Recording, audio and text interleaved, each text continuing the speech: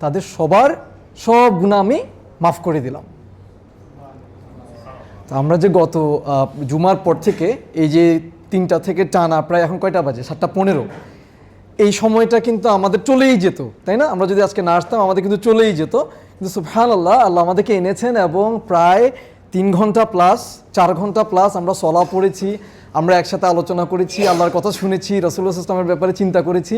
এই সময়টা আমাদের কাজে আসবে নাকি আসবে না? আসবে। এবং শুধু তাই নয়, আমাদের ইনশাআল্লাহ কবিরা গুনার জন্য তো আসলে তওবা করতে হয়।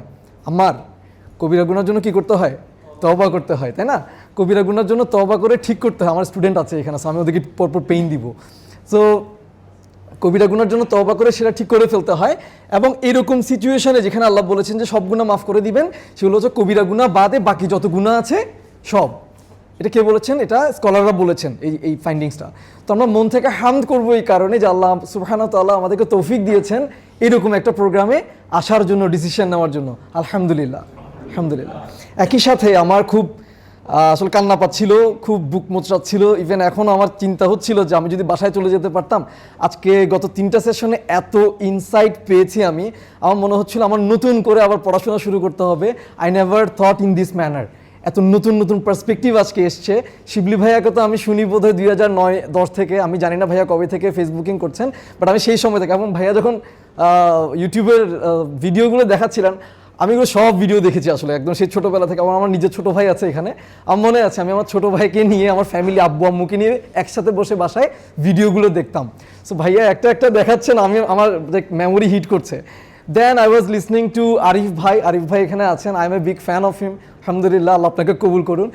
কোটিপতি সাহাবী বইটা পড়ার পর আমার যেটা হয়েছিল, আমি যে man, I never thought in this manner, যে ফিনান্সিয়াল ফ্রিডম এবং ফিনান্সিয়ালি একটা সার্টেন লেভেলে রিচ করাটা যে আমাদের দরকার, এবং সেটা যে কী পরিমাণ দরকার, সাহাবাদের লাইফ না দেখলে আসলে আমরা সেটা বুঝবো না। সো ভাইয়াকে ওয়ান সেকেন্ড জাযাকাল্লাহু খাইরান ভাইয়া, এই বইটা এত কষ্ট করে লেখার জন্য। মে আল্লাহ অ্যাকসেপ্ট ইউ। অ্যান্ড কবির ভাইয়াকে তো আমি প্রোগ্রাম, ওনার সেশন শেষ হলো, আমার তো নাকের পানি চোখের পানি এক হয়ে যাওয়ার অবস্থা। ভাইয়াকে আমি প্রোগ্রাম শেষে বলছিলাম যে ভাইয়া সিরা নিয়ে কাজ করেন অনেকদিন, এবং ভাইয়াকে আমি প্রোগ্রাম ওনার সেশন শেষে রিকোয়েস্ট করছিলাম যে কীভাবে আমি ওনার সিরা নিয়ে যতগুলো কন্টেন্ট আছে সেখানে আমি এনরোল করতে পারি, শিখতে পারি, আমি নতুন করে আবার পড়বো। সো ওয়ান সেকেন্ড ভাইয়া, জাযাকাল্লাহু খাইরান। এবং শিবলি ভাইয়াকে তো বলার কিছু নাই, আল্লাহ কবুল করুক ভাইয়াকে। ভাইয়া আপনাদের 3 জনের সেশন শোনার পর আমার যেটা মনে হচ্ছিল যে আমি রাসূলুল্লাহ সাল্লাল্লাহু আলাইহি ওয়াসাল্লামকে নতুন করে ডিসকভার করেছি এবং আরও বেশি করতে হবে।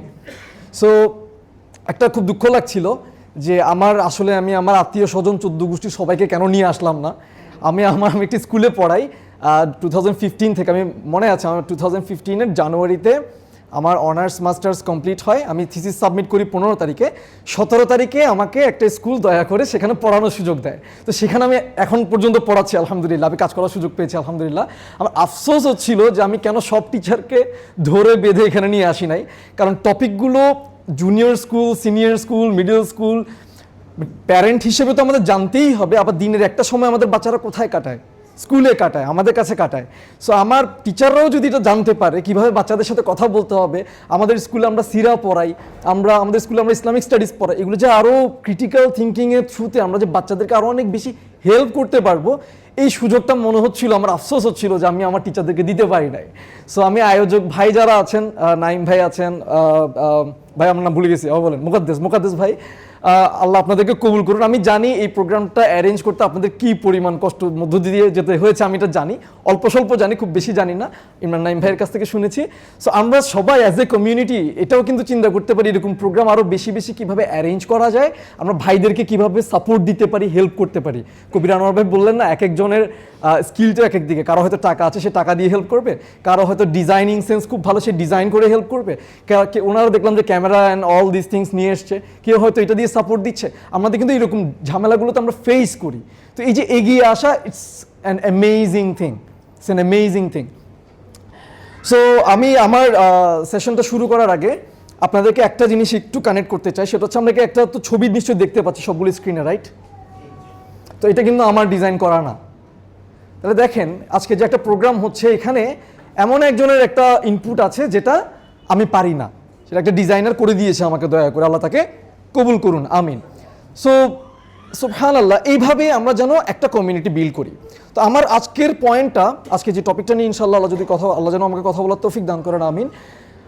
সেটা এমন একটা টপিক নিয়ে আমি চাই আপনারা সবাই টপিকটা নিয়ে চিন্তা করেন। আমি এখানে একটা কথা লিখেছি যে এ ফরগটেন অব্লিগেশন। মানে ইউজুয়ালি আমরা যখন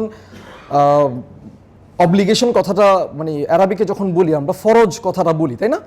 ফরজ কথাটা বলি। তো ফরজ বলতে বা ওয়াজিব বলতে আমরা কি বুঝি? অব্লিগেশন বুঝি, যেটা করতেই হবে। সো একটা ফরগটেন অব্লিগেশন, এটা কি আমাদের মধ্যে ভয়ের সঞ্চার করেছে কিনা? কারো মধ্যে করেছে? কার মধ্যে ভয়ের সঞ্চার করেছে একটা অব্লিগেশন, কিন্তু আমি জানি না বা আমরা ভুলেই গেছি?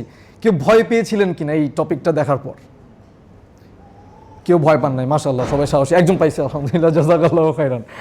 তো আমি আসলে আমার উদ্দেশ্য এটা ছিল যে আমরা একটু যেন ভয় পাই, আমাদের যেন জানার আগ্রহটা বাড়ে। সো শুরুতেই আমি আপনাদেরকে একটা জিনিসে চিন্তা করতে বলি। আমি যদি এখন প্রোগ্রামটাতে এখন যদি আপনাদেরকে বলি, ভাই সামির, আল্লাহর কসম, তো সামির ভয় পাইছে, ঠিক আছে? ও আমার স্টুডেন্ট, এক্স স্টুডেন্ট, আগে আল হিদায়াতে পড়তো। সামির, আমি যখন বললাম আল্লাহর কসম, কেমন লাগছে তোমার? কি ভাল লাগছে? ভয় লাগছে, ওকে। সো আমরা ইউজুয়ালি যখনই আল্লাহর কসম শুনি আমাদের কেমন লাগে? আমরা একটু ভয় পাই, একটু এক্সট্রা অ্যালার্ট হই, কি ব্যাপার, কসম করতেছে কেন? মানে কসম তো ইউজুয়াল জিনিস না, রাইট? সো আমি আপনাদেরকে কসম জিনিসটা কেমন কি এইটা আগে আপনাদেরকে একটা স্টোরি বলবো। সো স্টোরিটা অনেক আগের, এটা বসরার একটা ঘটনা। এই গল্পটা এসছে হচ্ছে ইমাম কুরতুবি এবং ওনার একজন নাম কি ইবনে কুদামা সম্ভবত, আমি দেখে বলি। ইমাম কুরতুবি এবং ইবনে কুদামা রাহিমাহুল্লাহ, এই দুইজন সনদ সহ এই ঘটনাটা বর্ণনা করেছেন, ঠিক আছে? তো ঘটনাটা হচ্ছে এরকম, আমি আমার ভাষায় বলছি। একজন বিশাল ইমাম ছিলেন সেই সময়ে, তো গল্পটা তিনিই বলছেন, ওকে? তো তিনি বলছেন যে একদিন আমার সাথে একজন বেদুইনের দেখা হলো। তো বেদুইনের ব্যাপারটা একটু বুঝাই বলে, আরও বেদুইনরা হচ্ছে মানে নোম্যাডস বলে আর কি, ঘুরে ফিরে বেড়ায়। তো ওদের কিন্তু লিঙ্গুইস্টিক প্রাওয়েস যদি বলি, এটাকে বাংলায় কি বলে, মানে ভাষাগত দক্ষতাটা অন্য লেভেলের ছিল, ওকে? সো এক বেদুইনের সাথে দেখা হয়। দেখা হওয়ার পর পরিচয় পর্ব সারতে গিয়ে বেদুইনটা জিজ্ঞেস করে, আপনি কোন অঞ্চল থেকে? তো তিনি বললেন যে আমি আসমা অঞ্চল থেকে। তো বেদুইন বললেন, আপনি কি সেই বিখ্যাত আসমাই রাহিমাহুল্লাহ? মানে এখন আমরা রাহিমাহুল্লাহ বলছি, বাট মানে সেই আসমাই কিনা? So he was very famous. Who was famous? Asmai রাহিমাহুল্লাহ ওয়াজ ভেরি ফেমাস। সো তিনি বললেন, জি আমি সেই আসমাই। সো বেদুইনটা বসে বলল যে আপনার অঞ্চলের ব্যাপারে আমাকে বলেন, মানে আপনার আসমা অঞ্চলের ব্যাপারে আমাকে বলেন। তো ইমাম আসমাই রাহিমাহুল্লাহ তিনি বলছেন, এই জায়গাতে তিনি নিজে বলছেন, আমি তখন চিন্তা করলাম যে আমি কিভাবে, হ্যাঁ আমি আসমা অঞ্চলের কথা তো বলবো, কিন্তু কিভাবে পুরো জিনিসটাকে রাসূলুল্লাহ সাল্লাল্লাহু আলাইহি ওয়াসাল্লাম কিংবা কোরআন কিংবা ইসলামের সাথে কানেক্ট করে দেওয়া যায়, so that the entire discussion flows to a good discussion, এটা খুব ভালো ডিসকাশন যেন হয়। তো তিনি বললেন, আমার অঞ্চলটা এমন একটা অঞ্চল, আমি এমন একটা অঞ্চল থেকে এসেছি, আসমা অঞ্চল থেকে এসেছি, যে অঞ্চলের মানুষ রহমানের কথা চর্চা করে। বেদুইন তো পুরো অবাক, রহমান কথাও বলেছেন? রহমান মানে আল্লাহর কথা বলছে, আর রহমান কথাও বলেছেন, তার কথা আপনারা জানেন? আমরা একটু হয়তো এখানে মানে অবাক হচ্ছি যে এই লোক এইভাবে অবাক হওয়ার কি আছে। তো ওই সময় তো সোশ্যাল মিডিয়ার যুগ ছিল না যে মানে কোরআন ওইভাবে স্প্রেড করাটা আমাদের হাতে, যেমন ফোনেই অ্যাভেলেবল, অ্যাপ আছে, বাসায় কোরআন পড়ে আছে, রাইট? সো ওই বেদুইনের কাছে ফর সাম রিজন কোরআনের এই বার্তাগুলো প্রপারলি পৌঁছায় না। সো সে খুব অবাক হলো যে আর রহমান কথাও বলেছেন, সেটা আপনারা জানেন? Please tell me. দেখেন পুরো আলোচনাটা করছে কোন দিকে টার্ন নিল। আলোচনাটা চলছিল আপনার এলাকার ব্যাপারে, আমাকে কিছু বলেন। উনি সেটা কোন দিকে ঘুরিয়ে দিলেন? কোরআনের দিকে ঘুরিয়ে দিলেন। আচ্ছা, সো তখন ইমাম আসমাই রাহিমাহুল্লাহ বলছেন, তখন আমি চিন্তা করছিলাম যে আমি তাকে কী বলবো, কোরআনের কোন প্রশ্নটা আমি তাকে বলতে পারি। তো তিনি চিন্তা করলেন যে হ্যাঁ আমি অমুক সূরার অমুক আয়াতটা বলবো। আমি সূরা এবং রেফারেন্স আপনাদেরকে দিচ্ছি, বাট তার আগে আমি আয়াতটা বলতে চাই। আউযু বিল্লাহি মিনাশ শাইতানির রাজিম। ইমাম আসমাই রাহিমাহুল্লাহ তখন তিলাওয়াত করলেন, বা'দা আউযু বিল্লাহি মিনাশ শাইতানির রাজিম।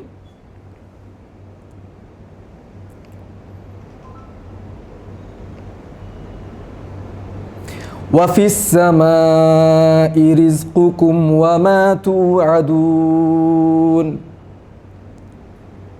আমি আবার বলছি, ওয়াফিস সামাই রিজকুকুম ওয়ামা তুআদুন। আমি এখন জিজ্ঞেস করবো অ্যাকচুয়ালি আপনাদেরকে, আরেকবার বলি তারপর জিজ্ঞেস করবো, ঠিক আছে? ওয়াফিস সামাই রিজকুকুম ওয়ামা তুআদুন। এখন জিজ্ঞেস করলে কে কে পারবেন? দেখে হাত দেখাইতে হবে, যারা হাত দেখাবেন না তাদেরকে জিজ্ঞেস করার সম্ভাবনা বেশি। হ্যাঁ, আমার হাত তুলোস নাই, বল। হ্যাঁ, না না, বল বল, আয়াতটা বল। ভেরি গুড, মাশাআল্লাহ। ও হাত তুলে নাই, এই জন্য ওকে পেন দিলাম। সো ওয়াফিস সামা রিজকুকুম ওয়ামা তুআদুন, এই আয়াতটা যখন সেই বেদুইনটা শুনলো, আপনারাও শুনছেন, বেদুইনটাও শুনছে, বেদুইনটা শোনার পর, ও আল্লাহ, আমি একটা মিনিংটা আগে আপনাদেরকে বলি, উনি ধরতে পারবেন না। আচ্ছা, আগে বেদুইনটা কি করলো সেটা বলি। বেদুইনটা করলো কি, তার হাতে কিছু জিনিসপত্র ছিল, তীর ধনুক এটা সেটা ছিল, একটা থালা ছিল, এবং সাথে একটা উট ছিল। তো উট জিনিসটা আমরা হয়তো বুঝি না, এখন মডার্ন সেন্সে যদি বলি তার একটা গাড়ি ছিল। ওই সময় রাইড তো উট, রাইট? উনি সাথে সাথে কি করলেন, বলি আল্লাহ এটা বলেছেন? আসমাই বললেন জি। আল্লাহ এটা বলেছেন? আসমাই রাহিমাহুল্লাহ কি বললেন? জি, আল্লাহ এটা বলেছেন। এই লোক করলো কি, সাথে সাথে আল্লাহর নাম নিয়ে উটটাকে জবাই করে ফেললো। করে মাংসর জন্য সে কি করলো, চামড়াটা ছিলার পর কাটাকুটি করে আসমাই রাহিমাহুল্লাহকে বলছে আপনি আসেন আমাকে হেল্প করেন, আমরা এগুলো গরিবদের মধ্যে ডিস্ট্রিবিউট করে দিব। এবং আসমাই রাহিমাহুল্লাহর হেল্প নিয়ে তিনি কি করলেন, তার যে উটটা, একটা উটের দাম কত হইতে পারে? 8-10 লাখ। ফাইন, 8-10 লাখ। আচ্ছা, আমি দামের দিকে আর ফোকাস না করি, বাট 8-10 লাখ টাকা ইমিডিয়েটলি স্লটার করে বিলিয়ে দেয়া, এটা কিন্তু বিশাল ব্যাপার একটা আয়াত শোনার পর, রাইট? ইটস ওকে, বাচ্চারা তো করবেই এটা, তাই না? আলহামদুলিল্লাহ। সো 8-10 লাখ টাকার একটা পজিশন তিনি ইমিডিয়েটলি স্লটার করে সাথে সাথে কি করলেন, বিলিয়ে দিলেন। এবং মজার ব্যাপার হচ্ছে, বেদুইনদের কিন্তু সেই উটটাই সম্বল, তারা ওটাতেই ঘুরে বেড়ায়, তো তার কিন্তু বিশাল প্রপার্টিজ আছে, ব্যাপারটা এরকম না। তার প্রপার্টি বলতে ওইটাই একটা প্রপার্টি ছিল, সাথে সাথে সেটা কি করলো, স্লটার করে, স্যাক্রিফাইস করে সাথে সাথে বিলিয়ে দিল। আসমাই রাহিমাহুল্লাহ পুরা কেন আসমাই রাহিমাহুল্লাহ বলছেন, এই আয়াত আমি কতবার পড়েছি, আমি পড়িয়েছি, কিন্তু আমার তো কখনো অন্তরে এইভাবে হিট করে নাই। এই লোকটা এটা কি করলো? আয়াতটা আল্লাহ কি বলছিলেন? আয়াতটা আল্লাহ বলছিলেন ওয়াফিস সামাই রিজকুকুম ওয়ামা তুআদুন, তোমাদের রিজকুকুম মানে তোমাদের যে রিজক, ওয়াফিস সামা সেটা কোথায়? আসমানে। ওয়ামা তুআদুন, এবং তোমাদেরকে যা কিছুর ওয়াদা দেওয়া হয়েছে সব কোথায়? আসমানে। অর্থাৎ সব কোত্থেকে আসে? আসমান থেকে আসে। সুবহানাল্লাহ। বেদুইনটা তার মতো করে বুঝে নিয়ে সাথে সাথে সে অ্যাক্ট করেছে, রাইট? স্টোরি এখানে শেষ না। বেদুইনটা চলে যায় এবং সে ওই একটা তিলাওয়াত করতে করতে মরুভূমির দিকে চলে যায়। কে? বেদুইনটা। আর আসমাই রাহিমাহুল্লাহ চিন্তা করছেন, আমি তো কখনো আয়াতটাকে এভাবে বুঝি নাই। উনি কিন্তু আলিম, ওই সময় বড় আলিমদের একজন। আচ্ছা, অনেক বছর পেরিয়ে গেল, হারুনুর রশিদের সময় তখন। তো হারুনুর রশিদের সময় তখন হারুনুর রশিদ হজ করতে যাবেন। হজের সময় সাথে বড় একটা স্কলারকে নিয়ে যাচ্ছেন, বড় স্কলারদেরকে নিয়ে যাচ্ছেন। কাকে নিয়ে গেলেন সাথে? ইমাম আসমাই রাহিমাহুল্লাহকে সাথে করে নিয়ে গেলেন। আচ্ছা, গল্পটা কে বলছেন আমাদেরকে? আসমাই রাহিমাহুল্লাহ নিজেই বলছেন। তো বললেন যে আমি হারুনুর রশিদের সাথে হজ করতে গেলাম, হজ করলাম, করার পর সেই হজের এরিয়াতে কার সাথে দেখা হলো? ওই বহু বছর আগের সেই বেদুইনের সাথে দেখা হলো। দেখা হওয়ার সাথে সাথে বেদুইন আমাকে বলছে, আপনি কি ওই অমুক নন? আসমাই রাহিমাহুল্লাহ, আপনি কি সেই ব্যক্তি নন? জি জি, আমি সেই। আপনি আমাকে চিনেছেন? হ্যাঁ। So they got to know each other, তারা একজন একজনকে চিনতে পারলো। তখন বেদুইন লোকটা ফার্স্ট থিং যেটা বললেন আসমাই রাহিমাহুল্লাহকে, বললেন যে আপনি আমাকে একটা আয়াত শিখিয়েছিলেন, সে আয়াতটা আমি এত বছর ধরে প্রতিদিন সত্য হিসেবে পেয়েছি। সে আয়াতটা আমি এতদিন পর্যন্ত, এই যে এত বছর পার করলাম, প্রতিদিন আমি কি পেয়েছি? সত্য পেয়েছি। মানে কি? আমাদেরকে যা ওয়াদা দেওয়া হয়েছে, রিজিক সহ যা কিছু ওয়াদা দেওয়া হয়েছে, সব কোত্থেকে আসে? আসমান থেকে আসে। সুবহানাল্লাহ। তখন বেদুইনটা রিকোয়েস্ট করলেন যে আপনি আমাকে আরেকটু কোরআন শোনান। কি শোনান? কোরআন শোনান। আচ্ছা, সো আমি একটু এই জায়গাটাতে আপনাদেরকে পরের আয়াতটা একটু পড়ে শোনাই। আমার এখানে বের করা আছে। সুবহানাল্লাহ। আচ্ছা, আমি মেমোরি থেকে বলি। আয়াতটা ছিল এরকম, ফাওয়ারাব্বিস সামাওয়াতি ওয়াল আরদ, ফাওয়ারাব্বিস সামাই ওয়াল আরদ। তারপর কি? কে পারেন? কেউ জানেন এটা? ফোনে কোরআন কার কার আছে? একটু হাত তুললেন তো। আমরা সবাই এখন ফোনের কোরআন অ্যাপে যাব। Please go, I want you to read this আয়াত।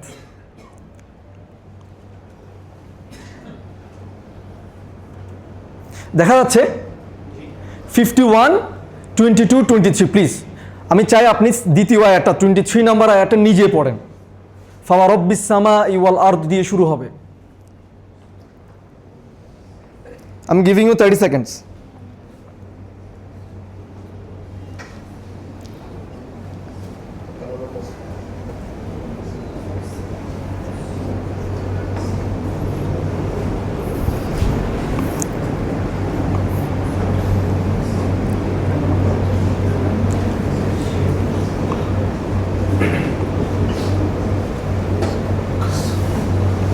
পড়েছি?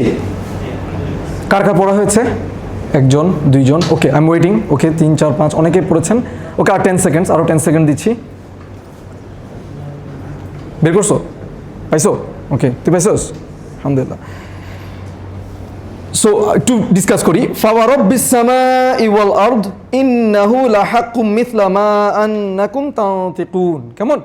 আল্লাহ কি বলছেন? যে আসমান ও জমিনের প্রতিপালকের কসম, আসমান ও জমিনের প্রতিপালকের কসম, এসব অবশ্যই সত্য, এমনই দৃঢ় সত্য যেমন তোমরা কথা বলে থাকো। কেমন সত্য? যেমন তোমরা কথা বলে থাকো। বেদুইনটা এই আয়াতটা যখন শুনলো আসমাইয়ের মুখ থেকে, বেদুইনটা এই আয়াতটা তিলাওয়াত করলো। একবার তিলাওয়াত করলো, দুইবার তিলাওয়াত করলো, তিনবার তিলাওয়াত করলো। করার পর একটা ঘটনা ঘটলো, বাট ঘটনাটা ঘটার আগে বেদুইনটা একটা কথা বলেছে, সেই কথাটা আপনাদের সাথে শেয়ার করতে চাই। আমি চাই আপনারা আজকে এই হার্টে এই কথাটা গেঁথে নেবেন। বেদুইনটা বলল যে কে এত বড় বেয়াদব, কার এত বড় স্পর্ধা, যে আল্লাহকে এমনভাবে রাগিয়েছে যে আল্লাহকে সে কসম করতে বাধ্য করেছে। প্লিজ, আমি আয়াতটার ওজন বুঝার জন্য বলছি। বেদুইনটা যে আয়াতটার ওজনটা বুঝেছে, বুঝে তিনি একটা কমেন্ট করলেন। কমেন্টটা কি? কার এত বড় সাহস, কার এত বড় স্পর্ধা, এত বেয়াদবকে যে আল্লাহকে যার জন্য কি করতে হয়েছে? কসম করতে হয়েছে। আল্লাহকে কেন কসম করতে হবে? রাইট? এবং এটা বলে 3 বার তিলাওয়াত করার পর বেদুইনটা সেখানে মারা যায়। স্পটেই মারা যায় হার্ট অ্যাটাক করে। সুবহানাল্লাহি ওয়া বিহামদিহি। আমি আপনাদেরকে মারা যেতে বলছি না, কিন্তু আমি আপনাদেরকে যেটাতে ফোকাস করতে বলছি সেটা হচ্ছে আয়াতগুলোকে আমাদেরকে এইভাবে ধাক্কা দেয়। আমরা কি আসলে এইভাবে কোরআন পড়ি? পড়ার কি কথা না? আমাদের পড়ার কথা। আয়াতটা এবার বুঝি কেন উনি এইভাবে রিয়্যাক্ট করলেন। আয়াতটা শুরু হচ্ছে এইভাবে, ফাওয়ারাব্বিস সামাই ওয়াল আরদ, আসমান এবং জমিনের যিনি রব। কথাটা কে বলছে? আল্লাহ বলছে। আসমান এবং জমিনের যিনি রব। রব মানে কি? রব মানে 3টা জিনিস, আল খালিক, আল মালিক, আল মুদাব্বির। আরও মিনিং আছে, স্কলাররা সবগুলো মিনিংকে জমা করে এই 3টা ওয়ার্ডে নিয়ে এসছেন। আল খালিক মানে যিনি out of no wire create করতে পারেন। আল মালিক মানে যিনি সব কিছুকে ওন করেন। আল মুদাব্বির মানে হচ্ছে যিনি প্রত্যেকটা ছোটোখাটো বিষয় থেকে বড় বিষয় পর্যন্ত সব ব্যাপারে কমপ্লিটলি কন্ট্রোল করেন।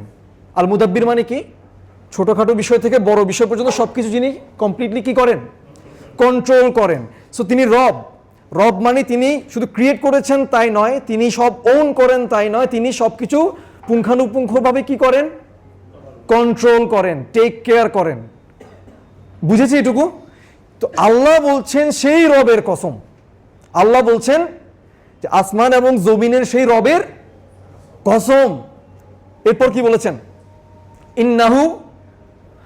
ইন্না কেন বলতে হচ্ছে? আল্লাহ অলরেডি কসম করেছেন। কসম করে আল্লাহ আবার বলছেন নিশ্চয়ই।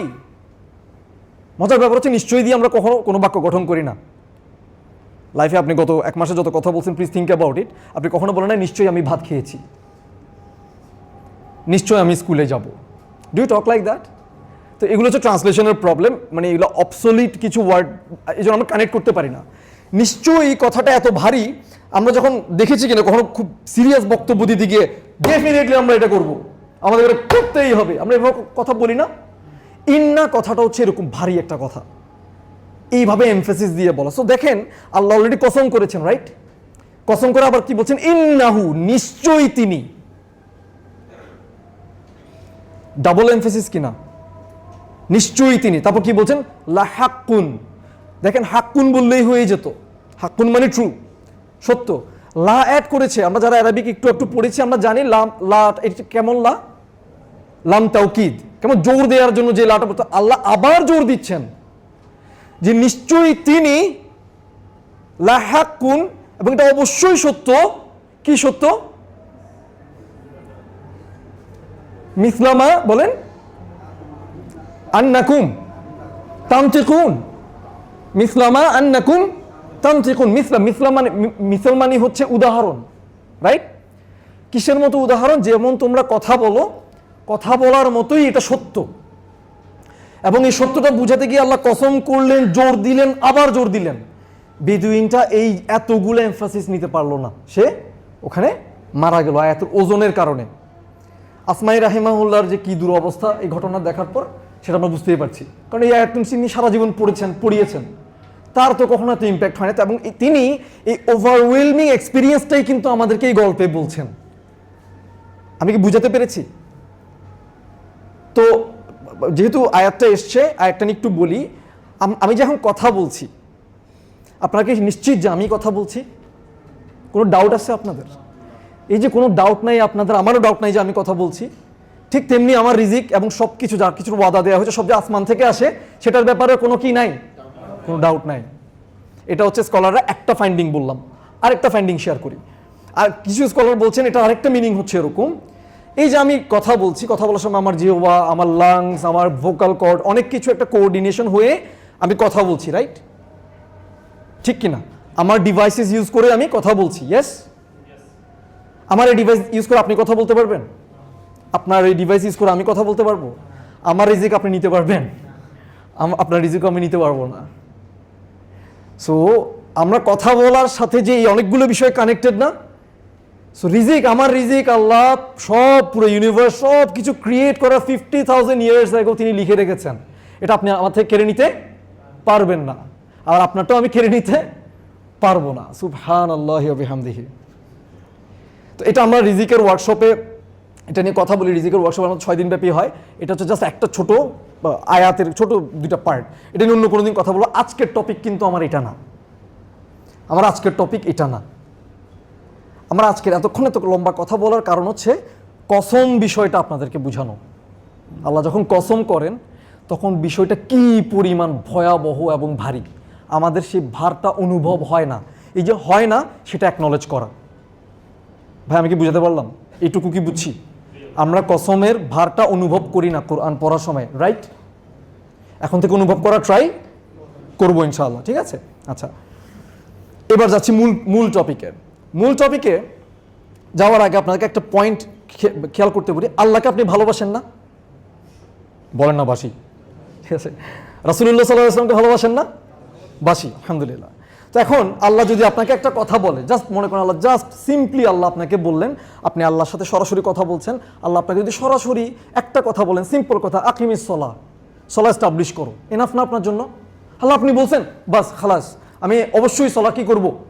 এস্টাবলিশ করবো। আল্লাহ আপনি বলছেন, হয়েছে তো, আমি তো আপনার স্লেভ, এনিথিং আপনি যাই বলবেন, এনিথিং ডান, রাইট? সেই আল্লাহ যার সাথে আপনি কথা বলার সুযোগ পেয়েছেন, আমি কল্পনা করতে বলছি আপনাকে, তিনি যদি এখন আপনাকেই সামনে রেখে একটা কথা বলেন, সরাসরি বলেন যে আল্লাহর কসম, আপনাকেই বলছেন কিছু একটা বলার জন্য, আল্লাহ কি বলছেন? আল্লাহর কসম। ওই মুহূর্তে আপনার কি অবস্থা হবে? বলেন কি অবস্থা হবে? ওভারওয়েলম ফিল করবেন না? একটা সাধারণ আমাদের অফিসের কোনো গুরুত্বপূর্ণ পদে থাকা, যাকে আমি ভালোবাসি, শ্রদ্ধা করি, এবং যিনি আমার থেকে কাজ আদায় করতে চান, বাট তাকে আমি ভালোবাসি, ভালোবেসেই শ্রদ্ধা করি, এবং তিনি যে কাজ চান আমি চাই সে কাজটা করতে, কারণ আমি তাকে ভালোবাসি, কারণ তিনি খুব ভালো মানুষ। But at the same time he needs his works to be done, right? ওনার কাজগুলো তো হতে হবে। তো তিনি আমাকে ডাকলেন অফিসে একটা মিটিংয়ের জন্য। মিটিংয়ে ডেকে তিনি যদি আমাকে বলেন, তোহা সাহেব আল্লাহর কসম, আমার কিন্তু পালপিটেশন শুরু হয়ে যাবে। রাইট? আচ্ছা, তিনি একবার কসম করলেন। এখন চিন্তা করেন, আল্লাহ আপনাকে ডেকে আল্লাহ আপনাকে সরাসরি বলছেন যে আল্লাহর কসম। এটা তো বিয়ন্ড ইমাজিনেশন একটা সিচুয়েশন, রাইট? আচ্ছা, এই কসমটা শোনার পর আপনি এখন কি এক্সপেক্ট করছেন আল্লাহর কাছে? Warning. Okay, why do you, okay, আলহামদুলিল্লাহ, দ্যাটস এ গুড আইডিয়া। একটা ওয়ার্নিং। আর কিছু হতে পারে? সতর্ক, ওয়ার্নিং, এটা বুঝছি। আর কিছু হতে পারে? এটা একটা গুড পয়েন্ট কিন্তু, সতর্কতা, ওয়ার্নিং, ইয়েস। আর কি হতে পারে? জোর দেওয়া, মানে জোর দিয়ে তিনি কেমন টপিক বলতে পারেন এটা আপনি গেস করা শুরু করবেন না সাথে সাথে। আপনি চিন্তা করা শুরু করবেন, কিনা আমি কোনো ভুল করলাম কিনা, কসম করতেছে কেন, এমনি বললেই তো হয়, রাইট?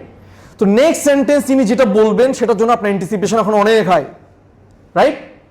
এই অনেক হাই অ্যান্টিসিপেশনের পরের বাক্যটা যদি হয় কসম, পরের বাক্যটা যদি কি হয় কসম, আপনি তো শেষ। ইন্না লিল্লাহি ওয়া ইন্না ইলাইহি রাজিউন হয়ে যাওয়ার কথা, ঠিক আছে?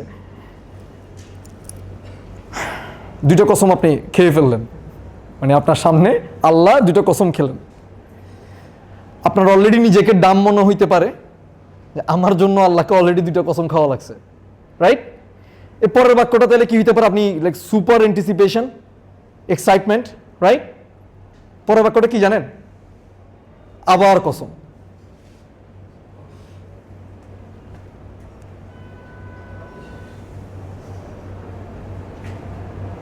এর পরের বাক্যটা কি হইতে পারে? শেষ না, এর পরের বাক্যটা হচ্ছে তিনি আল্লাহ আবার কসম করলেন। কয়বার কসম হলো? 4 বার। এর পরের বাক্যটা হচ্ছে আবার কসম করলেন তিনি 5 বার। এবং 5 বার কসম করার পর আল্লাহ কি করলেন? আল্লাহ বললেন কসম 6 বার। এবং আল্লাহ এরপর আবার বললেন কসম 7 বার। কালকে এখানে আসার আগে আমার 2 ভাই, পরিচিত ভাই, বন্ধুর মতো, ভাইয়ের মতো, তো আমাকে বললেন যে ভাই কালকের সেশনটাতে যাইতে পারবো না। তো আমি বললাম সো এখন তো আমি হচ্ছে ফজরের পরে স্কুলে চলে যাই, স্কুলের পর আমার আরও কিছু স্টুডেন্টস পড়াই। সন্ধ্যা 7টায় মোটামুটি আমার পিঠ মানে পেইনের চোটে যা হয় আর কি, তো প্রচণ্ড ব্যথা করে, তখন আসলে কোনো কাজ করার আর কোনো ইচ্ছাই করে না। সো তখন 7টা বাজে, তো বললো যে আমরা চলে 7টায় দেখা করি, কালকের সেশনটা তো করতে পারবো না, আমাদের জন্য একটু অ্যাডভান্স সেশনটা নিয়ে নেন। তো ওখানে ভাই কয়জন? 2 জন। তা আমি চিন্তা করলাম এই 2টা ভাই তো আসতে পারবে না, আর আমি যদি আজকে আমার জীবনের শেষ রাত হয়, আমি বললাম ভাই ঠিক আছে চলেন দেখা করি। দেখা করলাম, দেখা করার পর এক্স্যাক্টলি এই কোয়েশ্চেনগুলো তাদেরকে করছিলাম, এই সেশনটাই নিচ্ছিলাম। ওখানে 3 ঘন্টা লাগছে সেশনটা, আপনাদেরকে মনে হয় 45 মিনিটে ছেড়ে দিতে হবে, ঠিক আছে? সো এই জায়গাতে 5 বার না কাউন্ট করলাম, আমরা 6 বার কাউন্ট করলাম, রাইট? 6 বার কাউন্ট করার পর আমি তাদেরকে বললাম এরপর কি হইতে পারে, দেন হোয়াট? তো ওখানে একজন ভাই বলছে এরপর কি উনি 33 বার করছে না কসম, 33 বার করছে, মানে ও কাউন্ট করতে করতে পারতেছে না। ও বলছে নেক্সট ওর 33-এর পর কিছু একটা বলবে আর কি। সো আরেকটা ভাই বলছে না, উনি বলছে জানে এরপরে আল্লাহ মেসেজটা বলছে। সো আমি বললাম যে না, আল্লাহ এরপর আবার কসম করছে। How many Times? 7 টাইমস। এখন ভাইরা মোটামুটি শিওর যে 33 বার যেহেতু না, 7 বারও যেহেতু হয়ে গেছে, we love 7 and then what? They are expecting the 7-এর পরে আল্লাহ কি বলবেন? মেসেজটা দিবেন। তো আমি যখন বললাম ভাই 7 বার কসম করার পর আল্লাহ নেক্সট থিং যেটা করলেন 8ম বার কসম করলেন। তখন ওরা বলছে ভাই আল্লাহ কি বলবে, মানে এখন আর শুনতেও ইচ্ছা করতেছে না ভয়ের চোটে, যে মানে 8 বার কসম করার পরে যেটা আসবে এটা আমি নিতে পারবো কি? আমি তো নিতে পারবো না। সো আমি তাদেরকে বেশিক্ষণ ঝুলে রাখি নাই, আমি এরপর বললাম এরপর আল্লাহ 9 বার কসম করলেন, এবং এরপর আল্লাহ 10 বার কসম করলেন,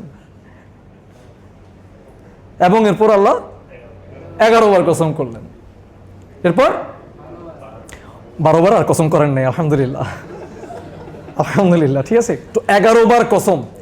আমি আপনাদেরকে প্রথমে যে গল্পটা বলেছি সেটা কিন্তু অন্য একটা ডিসকাশনের গল্প, কিন্তু গল্পটা বলেছিলাম কসমের ওজন বোঝানোর জন্য। একবার কসমের ওজনে সেই ভাইয়ের কি অবস্থা হলো। আমাদের 11 বার কসম শোনার পর আমরা মাশাআল্লাহ হাসতে পারতেছি, আলহামদুলিল্লাহ না? আমি কি বুঝাতে পারছি? আমাদের 11 বার মরে যাওয়ার কথা 11 বার কসম শোনার পর। যদি আমাদের সেই অন্তরটা যদি ওরকম নরম হতো, জীবিত থাকতো, আমাদের অবস্থা সত্যি খারাপ হয়ে যেত। খুশি হই না? অথচ একটা আয়াত এই বেদুইনের লাইফ কিন্তু চেঞ্জ করে দিছে, তাই না? আমাদের কাছে কোরআন এত হালকা এখন। ইন্না আতাইনা কাল কাউসার, এই সূরাটা পড়ার পর আমরা আমাদের বাচ্চাদেরকে ট্রিট দেই না। ছোট সূরা, এক লাইন, আমি এমনিই পারি, আমি সলাতে তো সবসময় পড়ি, রাইট? আমরা যেটা বুঝি না, এটা আল্লাহর কালাম, এবং আল্লাহর কালাম আর কখনো পৃথিবীতে নেমে আসবে না এভাবে। Completion is done. এবং সেই কালামের একটা অংশ, আল্লাহর কথা, আপনার বাচ্চা, আপনার ফ্যামিলি মেম্বার, আপনার হাজব্যান্ড, আপনার ওয়াইফ মেমোরাইজ করেছে একটা আয়াত, একটা line. You should celebrate, you should celebrate. We don't, কারণ আমাদের কাছে কোরআন এখন অত ওজনের বিষয় না। স্যাড না এটা? স্যাড না ভাই? Very sad, very sad. Parenting নিয়ে যেহেতু কথা হয়েছে, আরেকটা পয়েন্ট একটু বলি। রাসূলুল্লাহ সাল্লাল্লাহু আলাইহি ওয়াসাল্লাম একটা হাদিস আছে, ইবনে মাজার হাদিস, সেখানে লম্বা হাদিস, আমি জিস্ট বলে দিই। একজন সাহাবী বলছেন, আমরা ইয়াং ছিলাম। আমরা কি ছিলাম? ইয়াং ছিলাম। ইয়াং মানে ছোট ছিলাম। রাসূলুল্লাহ সাল্লাল্লাহু আলাইহি ওয়াসাল্লামের তারবিয়াতে তারা বড় হয়েছেন, ঠিক আছে? তো তিনি বলছেন যে রাসূলুল্লাহ সাল্লাল্লাহু আলাইহি ওয়াসাল্লাম আগে আমাদেরকে ঈমান শেখাতেন। কি শেখাতেন? ঈমান শেখাতেন। যখন আমাদের মধ্যে ঈমান ঢুকে যেত, ঈমান ঠিক হয়ে যেত, তখন তিনি আমাদেরকে কোরআন শেখাতেন। আমি বুঝাতে পারছি? মানে কোরআনের ওজনটা বুঝার জন্য তো আগে ঈমান শিখতে হবে। তো এই জন্যই দেখবেন আমরা সূরার পর সূরা পড়ি, শিখি, হিফজ করি। আমাদের অন্তত তো মিনিমাম সবার 10টা সূরা মেমোরাইজ করা আছে, কিন্তু বিশ্বাস করেন আমরা এগুলো কখনো আসলে এইভাবে ইনডেপথে জেনারেলি ঘাটি না। যদি ঘাটতাম, আমাদের একটা সূরায় আমাদেরকে ক্র্যাশ করে ফেলার জন্য এনাফ হতো, ঠিক আছে? 3টা আয়াত বললেন তিনি। 11 বার কসম করার পর কয়টা আয়াত বললেন? 3টা আয়াত। তো 3টা আয়াত বলার আগের, ইমিডিয়েট আগের যে কসম, সেই কসমটা ছিল এরকম। আপনারা সূরাটা জানেন সবাই, অনেকেই জানেন। সূরা কোন সূরার কথা বলছি? সূরা আশ-শামস, রাইট? ওয়াশ-শামসি ওয়া দুহাহা ওয়াল কমারি, রাইট? ইযা তালাহা। আমরা পড়েছি তো এটা, বা শুনেছি তো, অনেকের মুখস্থ আছে, আমি জানি। তো একদম শেষের দিকে, আমি কিন্তু আজকে এই ডিসকাশনের সাথে জাস্টিস করতে পারছি না, সম্ভব না, কারণ এই 11টা কসম নিয়ে কথা বলতে অন্তত 11 ঘন্টা সময় নেওয়া উচিত, সেটার সুযোগটা নাই। কেমন? এই প্রত্যেকটা কসমের সাথে কানেক্টেড কিন্তু টপিকটা, তো সেটা নিয়ে আজকে কথা বলতে পারছি না। বাট আমি চাই আপনারা কি করবেন? ঘাটবেন, ইবনে কাসিরটা পড়েন, অন্তত একটু তো চিন্তা পারবে। আরেকটা তাফসীর দেখেন, এরপর বিভিন্ন লেকচারারদের লেকচার শুনেন। অ্যাভেইলেবল কন্টেন্ট এখন আছে আলহামদুলিল্লাহ, রাইট? জানা উচিত না? 11টা কসম করার পর আল্লাহ শেষের 2টা কসম ছিল এরকম, ওয়া নাফসিউ ওয়া মা সাওয়াহা, নফসের কসম, এবং যিনি নফসকে প্রপোর্শন করেছেন, শেপ করেছেন, তার কসম। আবারও কার কসম? আল্লাহর নিজের কসম। দেখেন, আমরা যখন কসম করি, এখানে একটা রুলিং আমরা জানি, যেটা আমরা কখনো আল্লাহ ছাড়া কারো কসম কিন্তু আমরা করতে পারবো না। এটা তাওহীদের একদম বেসিক আন্ডারস্ট্যান্ডিং গুলোর মধ্যে একটা। কি আমরা কসম করতে হলে কার নামে কসম করতে পারবো? শুধু আল্লাহর নামে। আব্বুর নামে, আম্মুর নামে, দাদির নামে কিন্তু কসম করা যাবে না। কেমন? কিছুর নামে কসম করা যাবে না। কিন্তু আল্লাহ এই বাউন্ডারিতে মানে বাধা নন। তিনি নিজের নামে যেমন কসম করেন, তিনি সৃষ্টির ব্যাপারেও কি করেন? কসম করেন, তিনি করতে পারেন। তো এই জন্য তিনি তো যে কোনো একটা বিষয় নিয়ে তিনি কখনো কসম করেন না, তিনি ওটার ইম্পর্টেন্স বুঝে, ওটা হাইট অনুযায়ী তিনি কসম করেন। তো এই জন্যই বলছি 11টা কসম কিন্তু আসলে স্টাডি করার বিষয়। কারণ কে কসম, কসমটা কে করছেন? আল্লাহ করছেন। So I must dig into that. কেমন? আচ্ছা, ওয়া নাফসিউ ওয়া মা সাওয়াহা। ওয়া নাফস মানে হচ্ছে নফসের কসম, ওয়া মা সাওয়াহা, এবং যিনি এটাকে কি করেছেন? শেপ করেছেন, তার কসম। আচ্ছা, আমাদের এখন ফোকাস কোথায় চলে গেল? নফসে চলে গেল। এর আগে কিন্তু ওয়াশ-শামস, শামসের কসম মানে সূর্যের কসম করেছেন, চাঁদের কসম করেছেন, দিনের কসম, রাতের কসম, পৃথিবীর কসম, অনেকগুলো কসম তিনি করেছেন। করে ফাইনাল এন্ডিং তিনি দিচ্ছেন কি দিয়ে? নফসের কসম, এবং যিনি এই নফসকে প্রপোর্শন করেছেন, তার কসম। এরপর আল্লাহ কি বলছেন? ফাআলহামাহা ফুজুরাহা ওয়া তাকওয়াহা। ফাআলহামাহা, এবং দেন কনসিকুয়েন্টলি আলহামাহা। আমরা ইলহাম কথাটা হয়তো অনেকে শুনেছি, ইলহাম, ইন্সপিরেশন। কেমন? আলহামাহা, আল্লাহ সেটাকে ইন্সপায়ার করলেন, নফসকে কি করলেন? আল্লাহ ইন্সপায়ার করলেন। কি করলেন তিনি? আলহামাহা ফুজুরাহা, ফুজুরাহা ওয়া তাকওয়াহা। ফাসিক ফাজির ওয়ার্ডটা শুনেছি আমরা, ফাসিক ফাজির। ফাজির ফুজুর মিল পাচ্ছি কোনো কানে? ফাজির ফুজুর মিল পাচ্ছি না? ফা জিম র কানে বাজছে। আমরা যেন অ্যারাবিক শিখবো, কেমন? দে আর কানেক্টেড। সো ফুজুর কথাটা লম্বা আলোচনা না করে যদি এক ওয়ার্ডে বলি, উইকেটনেস বুঝি। উইকেটনেস, খারাপি, খারাপি। ওকে, সো আল্লাহ নফসকে কি করলেন? ইন্সপায়ার করলেন 2টা জিনিস দিয়ে। একটা হচ্ছে ফুজুরাহা, আর হচ্ছে তাকওয়াহা। নফসের তাকওয়া এবং নফসের ফুজুর দিয়ে সেটাকে আমি যদি বলি, আমরা যদি একটা অপারেটিং সিস্টেম হয়, আল্লাহ সেখানে দুইটা সফটওয়্যার ইনস্টল করলেন। কি? নফসের উইকেডনেস, নফসের যে খারাপই সেটা, এবং নফসের তাকওয়া, আল্লাহর ব্যাপারে অ্যাওয়ারনেস, কনসিয়াসনেস, সতর্কতা। কেমন? সো তাহলে কি দুইটা জিনিস কি করলেন? একটা ভালো দিলেন, একটা খারাপ দিলেন। কাকে দিলেন? নফসকে দিলেন। কে দিলেন? আল্লাহ দিলেন। ক্লিয়ার না এটুকু? এরপর দুইটা আয়াত হচ্ছে ভয়াবহ। এরপরে দুইটা আয়াত কি? ভয়াবহ। আল্লাহ এরপর বলছেন কদে। কি বললেন? কদে মানে হচ্ছে ওই আবার টেবিল চাপড়ানোর মতো এমফাসিস, ভয়াবহ এমফাসিস। কদ মানে খুব কঠিন, স্ট্রং একটা কি জোর দিয়ে কথা বলা, এমফাসিস দেয়া। আল্লাহ আবার এমফাসিস দিয়েছেন কদে, শিওরলি। আপনি ট্রান্সলেশনে পড়বেন ভেরিলি, যেটা আবার বলছি জীবনে আমরা ভেরিলি কথাটা আসলে কথাবার্তার মধ্যে ইউজ করি না, তাই না? ইংলিশে ভেরিলি থাকে, ট্রান্সলেশনে দেখবেন। বাংলায় কি থাকে? নিশ্চয়ই, যেটা দিয়ে আমরা কোনো কথা বলি না আসলে, রাইট? কদে মানে হচ্ছে প্রচন্ড রকম জোর দিয়ে বলা যে there is no doubt in it, definitely, surely. বুঝছি এটুকু? কে বলছেন? আল্লাহ বলছেন শিওরলি, কোনো সন্দেহ নাই। আফলাহা, কি বললেন? আফলাহা। আমরা হাইয়া আলাল ফালাহ বলি না, সাকসেস বলি না?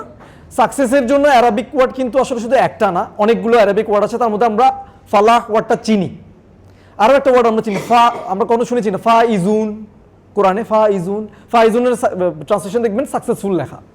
মুফলিহুন, এই ওয়ার্ডটা শুনেছি কোথাও, মুফলিহুন, এটারও দেখবেন কি লেখা? সাকসেসফুল লেখা। কিন্তু আল্লাহ তো দুইটা ডিফারেন্ট ওয়ার্ড ইউজ করছেন, রাইট? দুইটা ওয়ার্ড নিশ্চয়ই সেম না। সেম হলে তো আল্লাহ একই ওয়ার্ড ইউজ করতেন। তাহলে ডিফারেন্সটা কোথায়?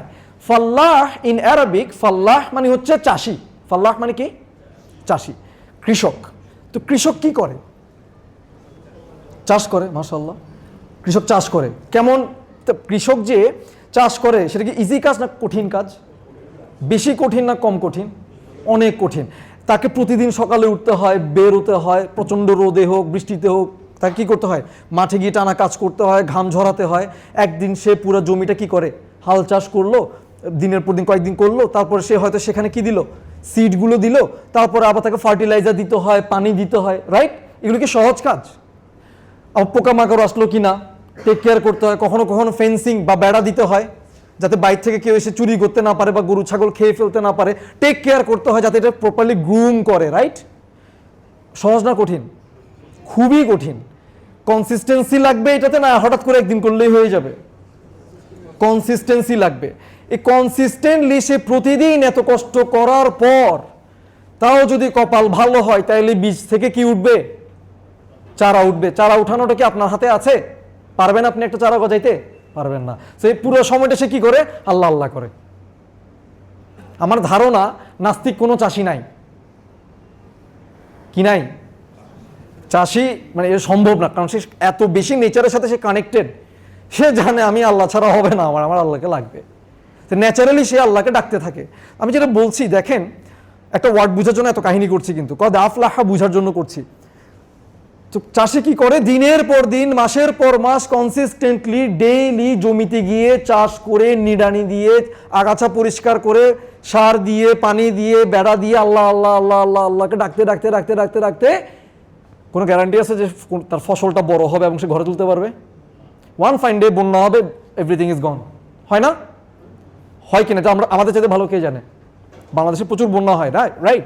প্রতি বছর কয়েক বছর আমরা একবার না একবার বন্যা ফেস করি, আমাদের প্রচুর ফসল চাষি ভাইদের নষ্ট হয়ে যায়, ঠিক না?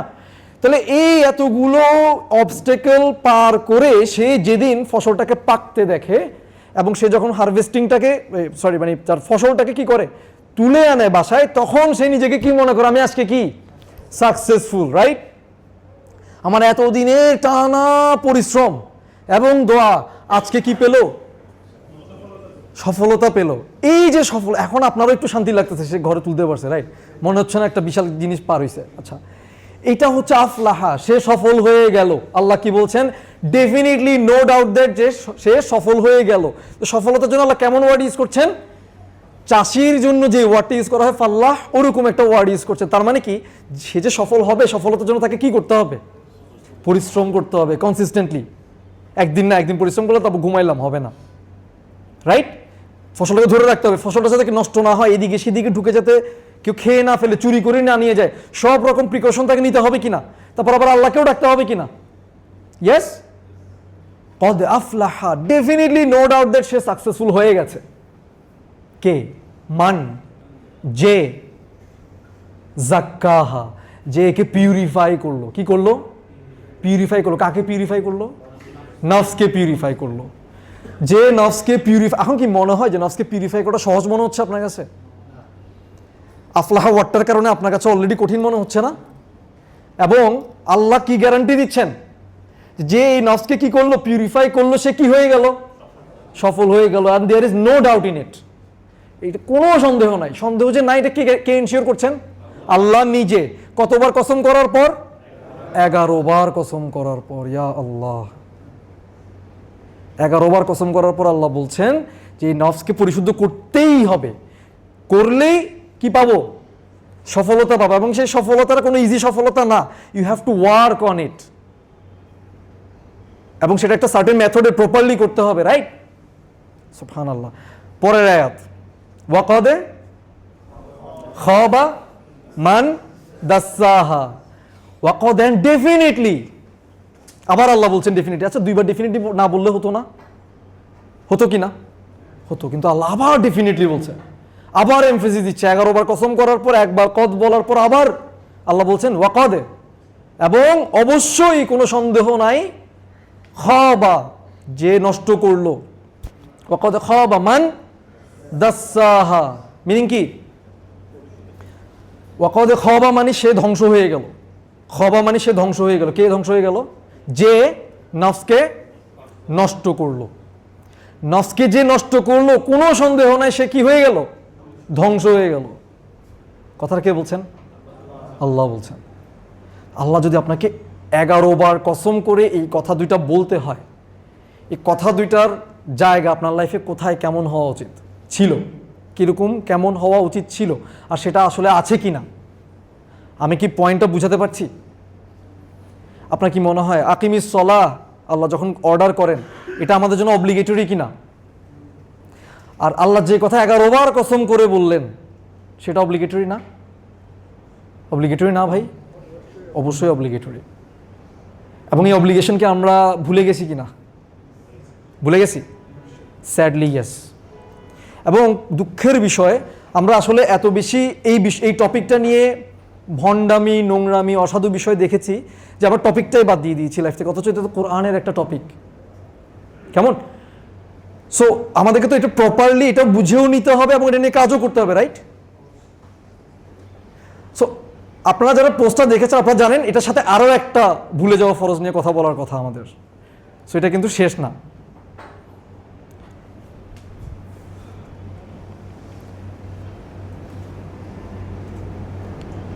এটুকুনি আমরা কথা বলেছি, right? Oath after oath and why. আমি আপনাদের কাছ থেকে যেটা চাইবো সেটা হচ্ছে আজকে আপনারা এই সূরাটা স্টাডি করবেন, এবং এই আয়াতটা বলার পরে আল্লাহ বলছেন, কি বলছেন? ওয়াকাদ খাবা মান দাসাহা, যে নফসকে নষ্ট করলো সে কি হয়ে গেল? ডেফিনেটলি সে কি হয়ে গেল? ধ্বংস হয়ে গেল। এরপর আল্লাহ কি বলছেন? কাযযাবাত সামুদু বিতাগওয়াহা, ট্রান্সগ্রেশনের দিকে সামুদ কি করেছে? সামুদ জাতি কি করেছে? মিথ্যাচার করেছে, ফলসিফাই করেছে বা ডিনাই করেছে, রাইট? কানেকশনটা কি দুইটার মধ্যে? নিশ্চয়ই একটা কানেকশন আছে, তাই না? আল্লাহ এতক্ষণ যে টপিকটা বললেন, হঠাৎ করে সামুদ জাতির দিকে চলে গেলেন। কখনো কেউ কি চিন্তা করেছেন এটা নিয়ে, মানে কানেকশনটা কি? নফসকে কন্ট্রোল করার সাথে সামুদ জাতির কথা কেন আসলো?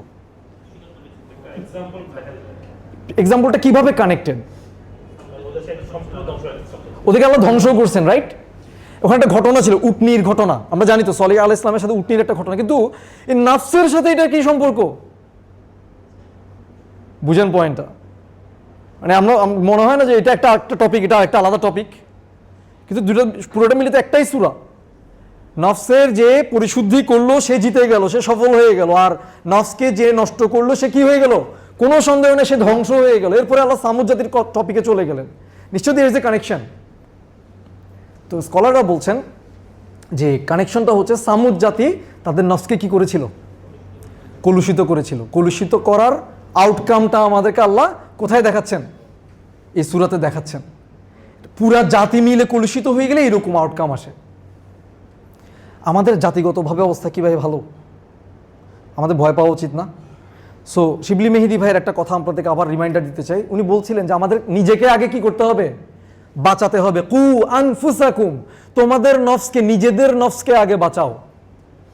ওয়া আহলিকুম, এরপর ফ্যামিলি, তোমাদের ফ্যামিলিকেও কোত্থেকে বাঁচাও? নার, রাইট, আগুন থেকে বাঁচাও। তো বাঁচানোর কথা আল্লাহই তো, এই যে বাঁচানোর জন্যই তো কোরআন নাজিল করা হয়েছে নাকি? কোরআনটাকে তো আমাকেই বুঝে নিতে হবে। ইয়েস, আমরা কিন্তু এখানে ডিস্ট্র্যাক্টেড। আমরা একটা সাগরের মাঝখানে এবং আমাদের কাছে কোনো কি নাই? কম্পাস নাই। আমরা একটা মরুভূমির মাঝখানে এবং আমাদের কাছে কি নাই? কোনো কম্পাস নাই। আল্লাহ আমাদেরকে সেই কম্পাসটা পাঠিয়েছেন। What is that compass? আল কোরআন। এই কোরআনটাকে আমাদেরকে বুঝে বুঝে বের করে নেভিগেট করতে হবে না? নফসের এই ঝামেলাগুলো বের করতে হবে না? হবে। এটাকে অব্লিগেটরি মনে হচ্ছে কি না? ডেফিনেটলি। সো এটা নিয়ে আমাদেরকে কাজ করতে হবে। আমি এই পর্যায়ে চাই আপনারা, কোরআন খুলতে হবে না, জাস্ট শুনেন। আল্লাহ সুবহানাহু ওয়া তাআলা এই পয়েন্টটাতে এমফাসিস দিতে গিয়ে আরেক জায়গায় বলছেন, আচ্ছা আমাদের এখানে কে কে মারা যাব না? কে কে? সবাই মারা যাব। গ্রেট। আজকের দিনটাও যে পুরোটা পাবো, কার কার গ্যারান্টি আছে? নাই।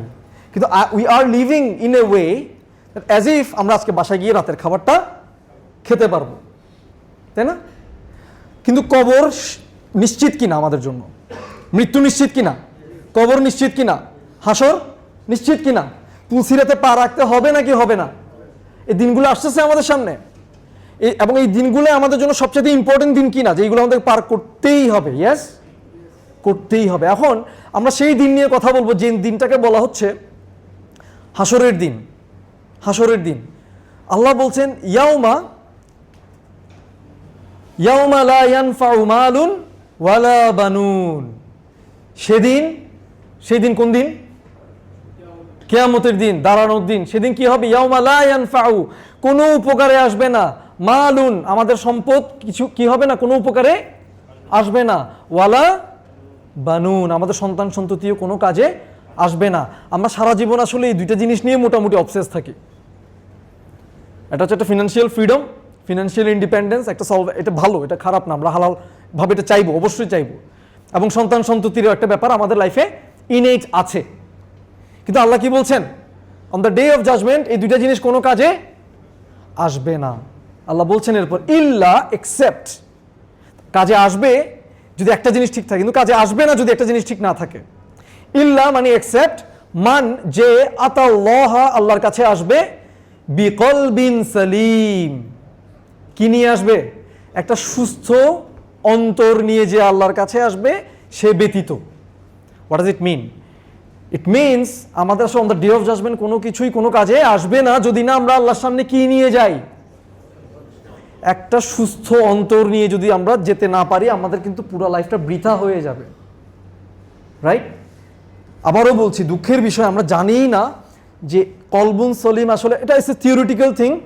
আমরা অনেকে নাম শুনছি, পড়ছি, কিন্তু অ্যাকচুয়ালি আমি আজকে থেকে এটার জন্য কি করব, কিভাবে ডায়াগনোজ করব যে আমার অন্তরে অসুস্থতা আছে কিনা, এটা কিন্তু আমরা প্রপারলি জানি না। এখন আমি যদি কোয়েশ্চেন আনসার নেওয়া শুরু করি, এক একজন এক একটা আনসার দিবে।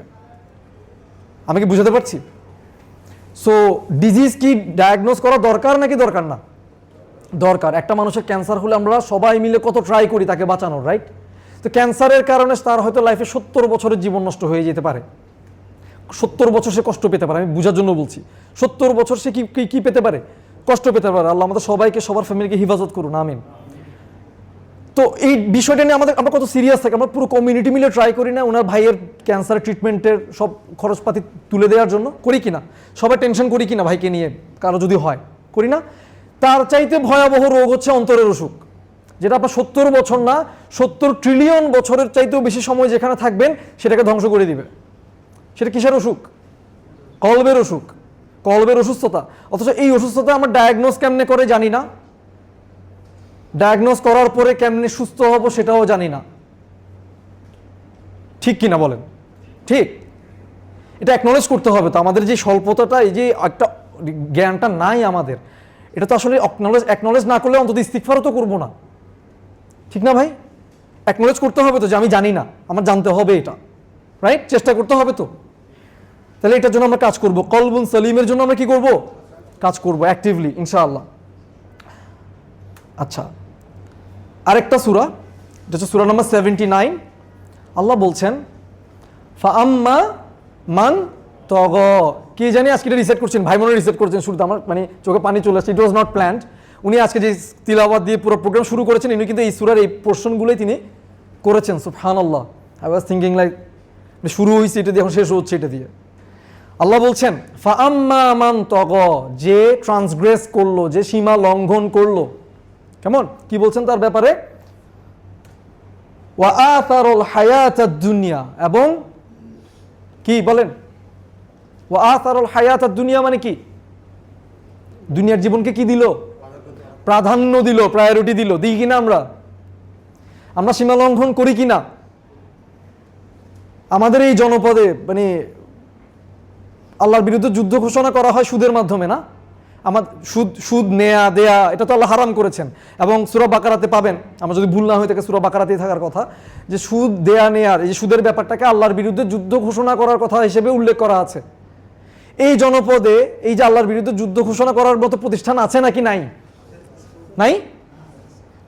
সুদের কারবার হয় না আমাদের জনপদে? হয় কি না? হয়। আমরা যে আজকের দিনটা পাইছি আযাব ছাড়া, আমাদের হামদ করা উচিত। আপনি যদি বনী ইসরাঈলীদের ঘটনা দেখেন, দেখবেন এরকম সীমা লঙ্ঘনের জন্য তাদেরকে কি পরিমাণ পানিশমেন্ট দেওয়া হয়েছে।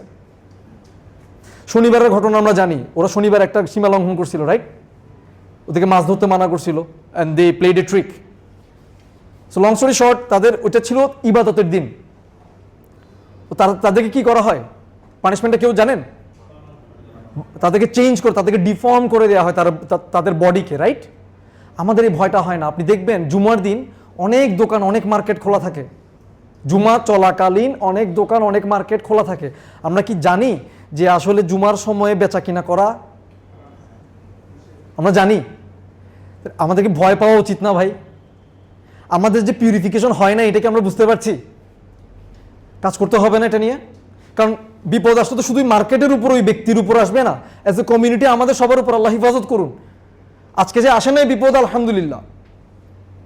আমি কি বুঝাতে পারছি? আমি জাস্ট দুইটা গুণা নিয়ে বললাম। আমাদের ট্রান্সগ্রেশন এরকম আরো আছে নাকি নাই? আছে।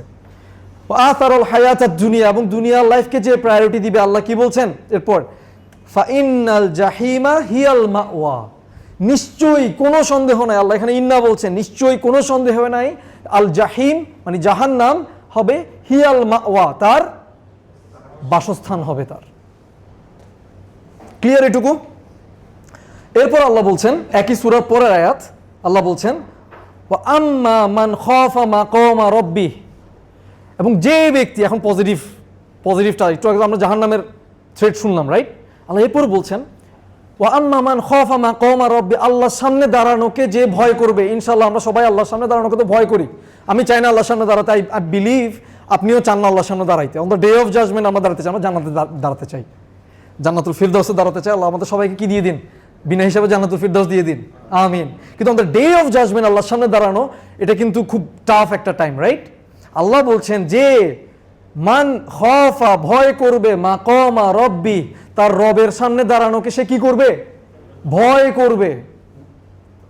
তারপর কি বলছেন? ওয়ানাহান নাফসা, এবং নাফসকে নেগেট করবে, নাফসকে ডিনাই করবে, আনিল হাওয়া, ডিজায়ার থেকে। নাফসকে কিসের থেকে ডিনাই করবে? ডিজায়ার, কামনা, বাসনা, প্রবৃত্তি, অনেক ইচ্ছা আমাদের হয়, রাইট? সেটা থেকে সে নাফসকে কি করবে? ডিনাই করবে। সো এখানে একটু বুঝার বিষয় আছে, নাফস অনেক সময় ভালো জিনিস চায়, অনেক সময় খারাপ জিনিস চায়।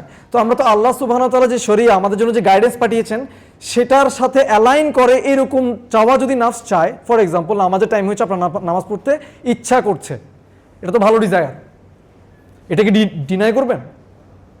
সাদাকা দেওয়ার সুযোগ আসছে, আল্লাহ আপনাকে সাদাকা দেওয়ার জন্য এনকারেজ করেছেন, তো সাদাকা দিতে ইচ্ছাও করছে আপনার, ডিনাই করবেন না? তাহলে এই যে ওই একটু আগে আমরা ট্রান্সগ্রেশন দেখলাম না, যারা ট্রান্সগ্রেস করবে, আল্লাহর অবাধ্যতা করবে, তাদের যে শাস্তি হবে, ওই অবাধ্য হওয়া টাইপের কোনো ডিজায়ার যদি আমাদের নাফসে আসে, আমরা সেটাকে কি করব?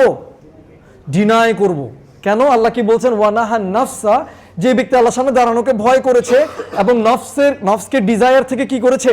নেগেট করেছে, ক্যান্সেল করেছে, কেমন তার এন্ডিং কেমন হবে? তার এন্ডিং এর ব্যাপারে আল্লাহ বলছেন ফাইনাল জান্নাতা হিয়াল মাওয়া, তার ডেস্টিনেশন কোথায় হবে?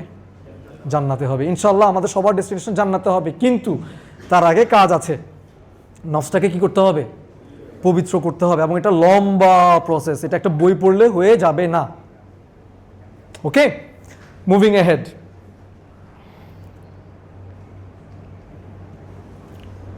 আচ্ছা, দেখা যাচ্ছে এই আয়াতটা, এটা হচ্ছে সূরা বাকারার একটা আয়াত 129। আমি এটা শর্টকাটে বলি। ইব্রাহিম আলাইহিস সালাম একটা দোয়া করেছেন আল্লাহর কাছে। সে দোয়াটাতে 4টা পার্ট ছিল। কয়টা পার্ট? 4টা পার্ট। তিনি চেয়েছেন যেন তাদের মধ্যে, অর্থাৎ মক্কাবাসীদের মধ্যে, এটা হচ্ছে কাবা নির্মাণ করার পরে দোয়াগুলোর মধ্যে একটা।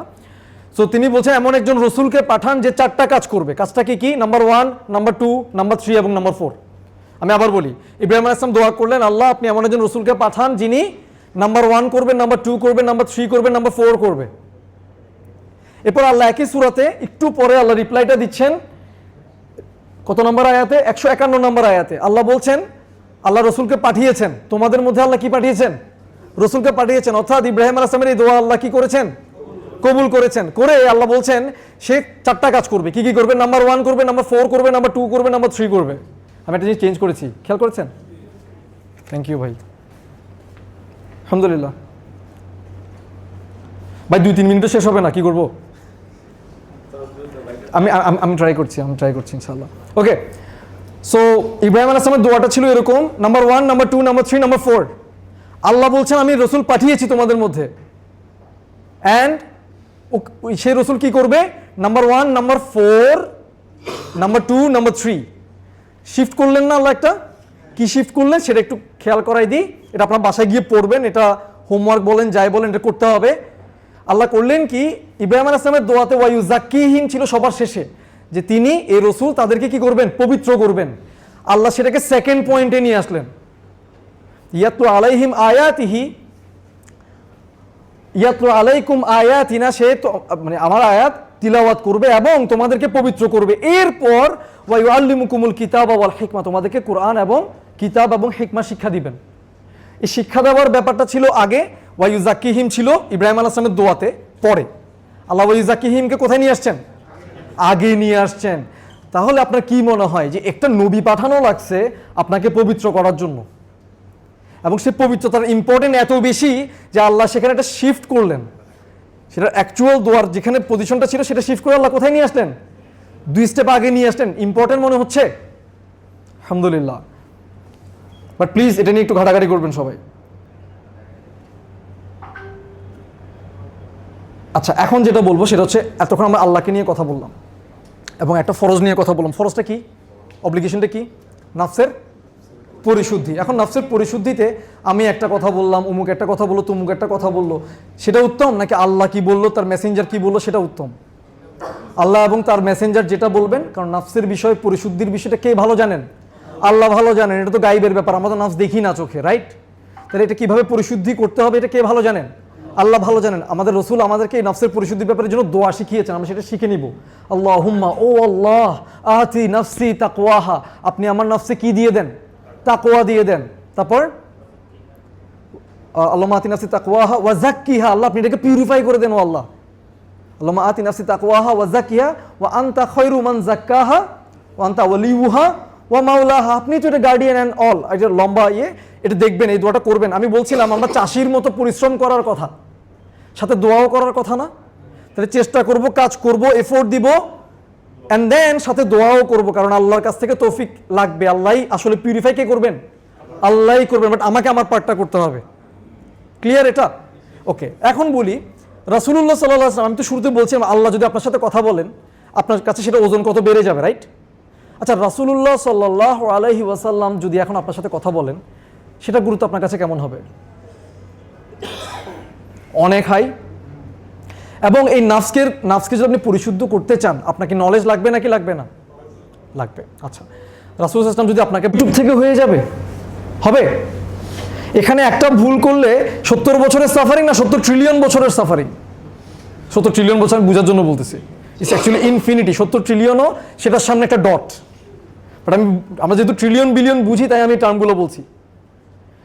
তাহলে আপনি বলেন আমাদের লাইফের প্ল্যানিংয়ে কোথাও থাকে যে আমি একাডেমিক্যালি ইলম অর্জন করবো, এটা থাকে আমাদের প্ল্যানিংয়ে? থাকে না। এটা আমাদের প্রায়োরিটি লিস্টে দূরে থাকুক, ফালতু লিস্টেও নাই, জীবনে কখনো একদিন করব সেই লিস্টেও থাকে না। এটা কি হওয়া উচিত ভাই? আমাদের ইলম কি, যারা ইলমের এক্সপার্ট তাদের কাছ থেকে গিয়ে একাডেমিক্যালি শিখে নেওয়া উচিত না? শিখতে হবে না ভাই? শিখলে আপনি আলিম হয়ে যাবেন না, কিন্তু আপনার বেসিক ইলমটা হয়ে যাবে ইনশাআল্লাহ। এবং আমাদের জন্য ভয়ের বিষয়, আমাদের এক্সকিউজ দেওয়ার কোনো সুযোগ নাই। আমাদের ফোনে, ডিভাইসে, ল্যাপটপে সবখান থেকে এখন ইলম অর্জন করার সহজতা আল্লাহ ব্যবস্থা করে দিয়েছেন। এটা বেস্ট ওয়ে না, বেস্ট ওয়ে হচ্ছে সরাসরি আলিমের কাছে গিয়ে কারিকুলাম বেসড শিখা। কিন্তু আপনি ধরে নিলাম আপনি প্রচণ্ড ব্যস্ত, আপনি পারবেন না, তাও আপনার জন্য আল্লাহ কিন্তু অপশন ক্রিয়েট করে রেখেছেন। আপনাকে সেখানেও বেস্টটা খুঁজে নিয়ে অর্জন করতে হবে নাকি হবে না? হবে। আজকে শুরু করেন, 4 বছর পর তো আপনি একটা বেটার পজিশনে থাকবেন ইনশাআল্লাহ। এটা কি আপনার কাছে কি মনে হয়, অপশনাল না কম্পালসারি? কম্পালসারি। আমি কিন্তু আজকে 2টা অব্লিগেশন নিয়ে কথা বললাম। অব্লিগেশন নাম্বার 1 কি? নফসের পরিশুদ্ধি। এই পরিশুদ্ধি করতে গেলে আপনার কি লাগবে? ইলম লাগবে। এই ইলমের ফরজও কিন্তু আমরা বাদ দিয়ে দিছি ভাই। এই ইলমের ফরজ, ইলম অর্জন যে ফরজ, এটা আমাদের কিন্তু মাথায় নাই, এটা আমাদের কারিকুলামে নাই, সিলেবাসে নাই, প্ল্যানিংয়ে নাই, সন্তান সন্ততিদের জন্য, ইভেন নিজের জন্য। যে কথাটা বলে আমি শেষ করতে চাই সেটা হচ্ছে, আপনি নিজে যেটাতে কনভিন্স না, বিশ্বাস করেন আপনার বাচ্চা সেটাতে কনভিন্সড হবে না। আপনি নিজেই নিজের নফসকে বাঁচানোর জন্য এফোর্ট দিচ্ছেন না, আপনি নিজেই ইলম অর্জনকে নিজের জন্য ফরজ মনে করেন না, আপনি শুধু সন্তানকে হিফজে পাঠান, এই করেন ওই করেন, ফাটাই ফেলতেছেন আপনি, কিন্তু আপনি নিজে হিফজ করেন না। তার মানে কি, হিফজ আমার দরকার নাই, তোমার দরকার, তুমি এত গুনাহগার, তোমার লাগবে এটা, আমি তো জান্নাতে থাকি, আমি আসছি তোমাকে হেল্প করতে। বাচ্চারা কিন্তু এই জিনিসগুলো বুঝে। ইলম নিয়ে আপনার মধ্যে সিরিয়াসনেস যদি না থাকে, আপনার বাচ্চার মধ্যে সেটা ঢুকবে না। তো আমি কি বুঝাতে পারছি? আপনাকে ইলম অর্জন করতে হবে কি না? হবে। আপনার বয়স 60 হোক, 70 হোক, 40 হোক। আবু বকর রাদিয়াল্লাহু আনহু যখন ইসলাম অ্যাকসেপ্ট করেন, ওনার বয়স কত? অ্যারাউন্ড 40। এই মানুষটা ফাটাই ফেলছেন না? এই মানুষটা কাঁপাই ফেলছেন না? সুবহানাল্লাহ। সেই বয়স থেকে তো, রাইট? তো আপনি পারবেন না কেন? পারবেন। আপনি চেষ্টা করেন, এফোর্ট দেন, ইলম অর্জনটা করেন, কোরআনটা আল্লাহর কাছ থেকে বুঝে নেন, হাদিসের কথাগুলো বুঝে নেন। ইনশাল্লাহ একই সাথে আপনি আরেকটা গাইডলাইন পেয়ে যাবেন, সেটা কি? নফসের পরিশুদ্ধি কিভাবে করতে হয়, সেটার জন্য স্টেপসগুলো কি কি। ঠিক আছে ইনশাল্লাহ? আমরা নিয়ত করতে পারি আজকে ইনশাল্লাহ। যাওয়ার আগে আপনাদেরকে একটা ছবি তুলতে বলবো, আমার না, এটা আমি স্কিপ করছি, এটারও না, এটা আমার চ্যানেল। এখানে আপনাদের সলাতে আপনাদেরকে হেল্প করার জন্য একটা প্লেলিস্ট আছে, বুঝে বুঝে সলাৎ পড়ার জন্য। আর যিকরুল্লাহ, আল্লাহর যিকির নিয়ে একটা প্লেলিস্ট আছে। আমার রিকোয়েস্ট হচ্ছে, যদি সময় সুযোগ পান, এটা শুনবেন বলছি না, কাজে লাগাবেন। কি করবেন? অ্যাপ্লাই করবেন। রমাদান আসতেছে, আমি রমাদান নিয়ে কথা বলতে চাইছিলাম, বাট সুযোগ নাই, ভাইদের দেরি হয়ে যাচ্ছে। এবং ছবি তোলা শেষ? এটা গ্রেট। আরেকটা ছবি তুলতে হবে, এটা একটু ছবি তুলেন। You have to help me, you have to help me. আপনারা আজকে আমাকে এই হেল্পটা করবেন। কখন করবেন? আজকে। কখন করবেন? কখন করবেন? আজকে ইনশাআল্লাহ। ঠিক আছে? এটা কি? এটা আপনি গুগল লেন্সে দিলে ফর্মটা লিঙ্ক চলে আসবে, ক্লিক করে আপনাকে ডিটেইলে ফিডব্যাক দিতে হবে। একটা 5 মিনিট সময় দেন, এটা কাজে দিবে আমার। জি ভাই, আচ্ছা আমি ভাইকে লিঙ্কটা দিয়ে দিব, ভাই একটু হোয়াটসঅ্যাপে দিয়ে দিন ইনশাআল্লাহ। কিন্তু এটা কখন ফিল আপ করবেন? আজকে ইনশাআল্লাহ। কেমন? সো আমরা একটু আল্লাহর কাছে দোয়া করি যাওয়ার আগে, যে আল্লাহ যেন আমাদের আজকের এই এফোর্টটাকে কি করেন? কবুল করেন। আমাদের জীবনে সব গুনাহ যেন কি করে দেন? মাফ করে দেন। আমরা কিন্তু রাসূলুল্লাহ সাল্লাল্লাহু আলাইহি ওয়াসাল্লামের ভাই, রাইট?